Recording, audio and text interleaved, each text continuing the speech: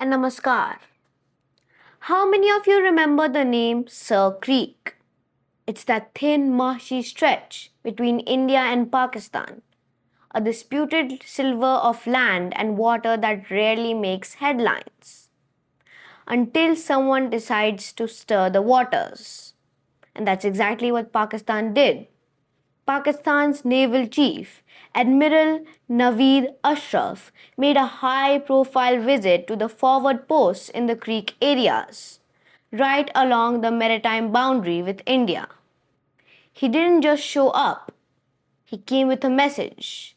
We'll defend every inch of our maritime frontier, from Sir Creek to Jivani. Now, that might sound like a patriotic bluster, but behind that statement lies a much larger game. One that's about power, perception, and politics. Let's start with what really happened. During his visit, Admiral Ashraf inducted 3 new 2400 TD hovercrafts into the Pakistan Marines. Sleek, amphibious vessels designed for shallow waters, sand dunes, and boggy marshes. Essentially, machine built for the Sir Creek terrain. He called them a symbol of Pakistan's unwavering resolve to defend its maritime frontiers. But here's the question: was this about defense? Or was it about display? Because India's intelligence sources say this wasn't just another inspection. It was a deliberate attempt to project military assertiveness in a disputed zone. And if you look at the timing, it's not hard to notice. The visit came just before India's Tri-Forces joint exercises. Coincidence? Hardly. Indian analysts believe Pakistan's move had two clear objectives. First, to escalate tensions and remind everyone that the Sir Creek issue is still unresolved. Second, to internationalize the dispute once again, painting Islamabad as a defender under pressure. And here's where the plot thickens. Experts point out that the new hovercraft are defensive, not offensive assets. Their range and design are suited for shallow coastal patrols, not deep sea confrontations. So, if it's not just about aggression, what is it really about? Indian intelligence sources believe this show of strength serves another purpose: to justify deeper Chinese involvement in Pakistan's coastal defense. Think about it.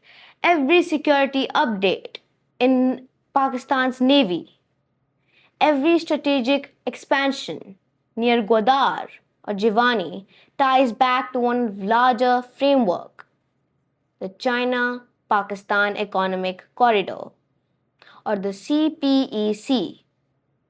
The CPEC isn't just about roads and ports, it's China's gateway to the Arabian Sea, a route for influence, trade, and yes, military services. By upgrading its maritime hardware, Pakistan strengthens the case for joint operations and technical cooperation with Beijing. So it isn't just a military movement, it's a diplomatic one. Meanwhile, in New Delhi, the mood is one of cautious observation. Officials see the Sir Creek stunt as a part of a pattern, an attempt to mirror India's naval growth while keeping China's hand firmly on the wheel. Because let's be honest, Pakistan's maritime power doesn't grow in isolation. It grows with Chinese funding, Chinese equipment, and Chinese strategy.